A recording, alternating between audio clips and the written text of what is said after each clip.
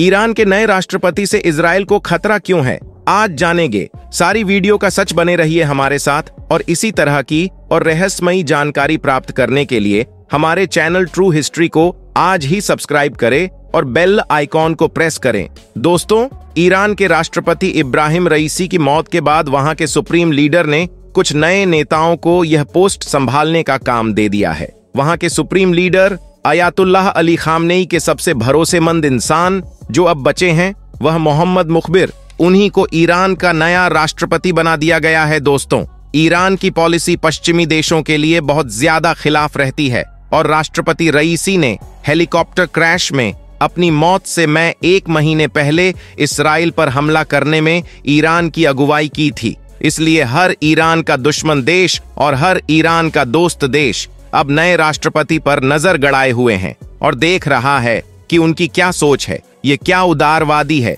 या फिर इनकी सोच भी ईरान, फिलिस्तीन और इस्लाम को लेकर इब्राहिम रईसी की तरह ही है। तो चलिए मोहम्मद मुखबिर के बारे में कुछ इंपॉर्टेंट बातें जान लेते हैं। दोस्तों, 1955 में जन्मे मुखबिर की उम्र इस टाइम 68 साल है। यह ईरान के वाइस प्रेसिडेंट 8 अगस्त 2021 में बनाए गए थे। इन्हें वाइस प्रेसिडेंट इब्राहिम रईसी ने ही बनाया था क्योंकि उनके बहुत ज्यादा करीबी माने जाते हैं। यूरोप और अमेरिका मोहम्मद मुखबिर को लेकर क्या सोचता है, इस बात का अंदाज में इस बात से ही लगा सकते हैं कि 2010 में यूरोपियन यूनियन ने मोहम्मद मुखबिर के ऊपर सैंक्शंस लगा दिए थे और यूनाइटेड स्टेट्स ऑफ अमेरिका ने भी 2021 में उनके उपराष्ट्रपति बनते ही इनके ऊपर सैंक्शंस लगा दिए थे। यूरोपियन यूनियन ने इसलिए सैंक्शंस लगाए थे क्योंकि यह ईरान के न्यूक्लियर प्रोग्राम और बैलिस्टिक मिसाइल प्रोग्राम में बढ़ चढ़कर हिस्सा ले रहे थे और इस प्रोग्राम को लीड कर रहे थे।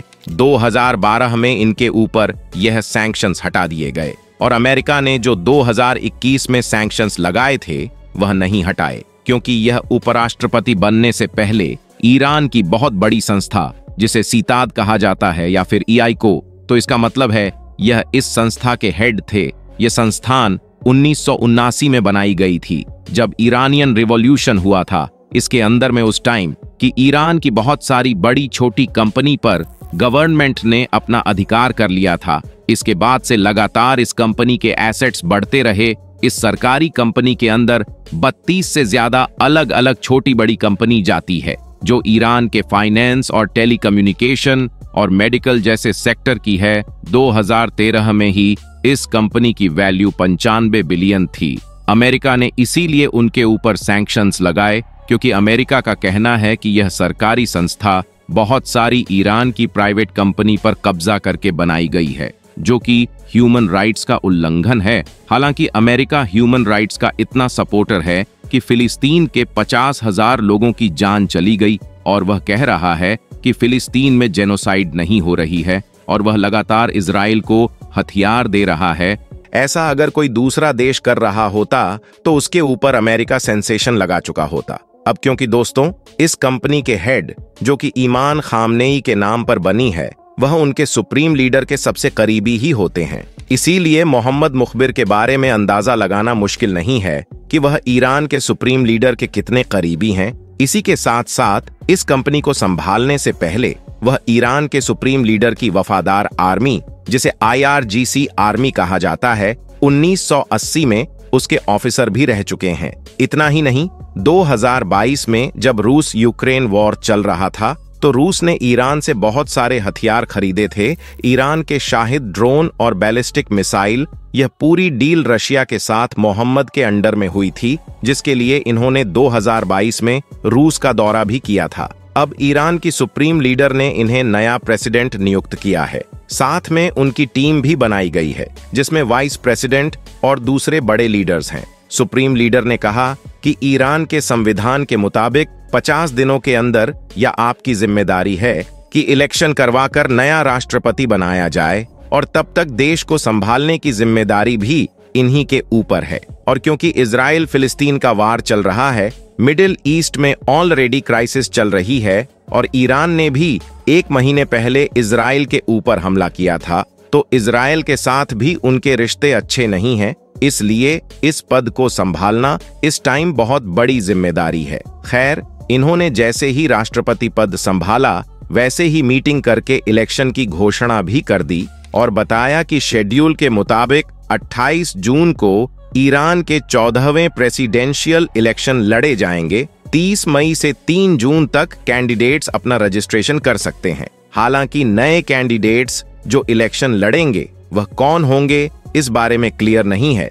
हो सकता है मोहम्मद मुखबिर खुद भी इस इलेक्शन को लड़ें। अब क्योंकि ईरान न्यूक्लियर पावर बनना चाहता है और लगभग बन चुका है, पर ऑफिशियली उसने न्यूक्लियर टेस्ट नहीं किया है। उसे रोकने की बहुत सारी कोशिश अमेरिका और इजराइल लगातार कर रहे हैं, लेकिन उसके बाद भी ईरान के ऊपर यह इल्जाम है कि वह न्यूक्लियर प्रोग्राम में लगातार बढ़ोतरी कर रहा है।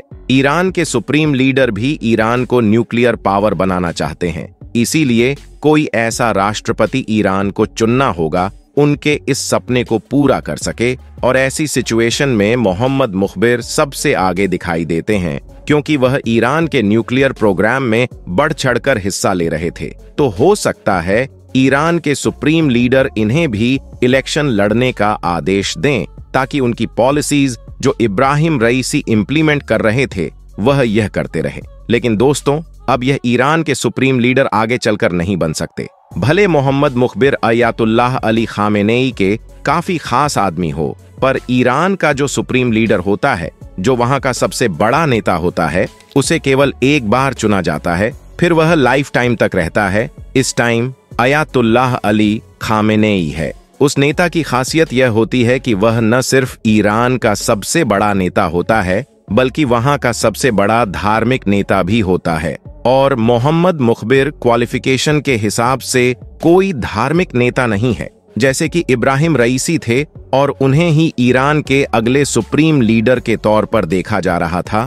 तो अब अयातुल्लाह अली खामेनेई को अपने लिए कोई नया उत्तराधिकारी सुप्रीम लीडर ढूंढना होगा। दोस्तों, बहुत से लोग यह सोच रहे हैं कि रईसी की मौत के बाद ईरान कमजोर पड़ जाएगा, पर ऐसा नहीं है, क्योंकि ईरान का रिवॉल्यूशन जब से हुआ है तब से ईरान की गवर्नमेंट कुछ इस तरीके से वर्क करती है कि वहां का प्रेसिडेंट बदले या ना बदले, वहां की पॉलिसीज में कुछ खास फर्क नहीं पड़ता। हालांकि चेंज केवल इंटरनल पॉलिसीज में ही दिखता है। एक्सटर्नल पॉलिसीज को संभालने की जिम्मेदारी ज्यादातर सुप्रीम लीडर और वहां की IRGC आर्मी पर होती है।